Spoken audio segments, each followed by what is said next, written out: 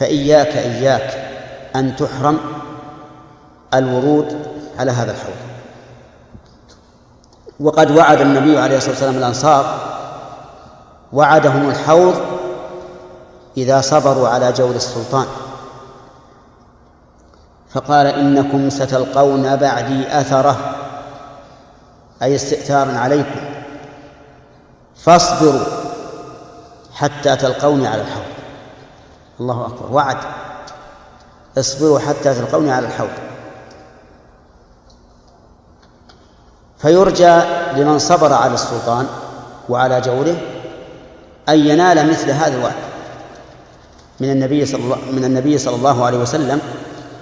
قول الرسول عليه الصلاة والسلام للأنصار: إنكم ستلقون بعدي أثرة فاصبروا حتى تلقوني على الحوض. فنقول إنه يرجى لمن صبر على جور الأئمة وأثرتهم أن يرد الحوض على النبي صلى الله عليه وآله وسلم.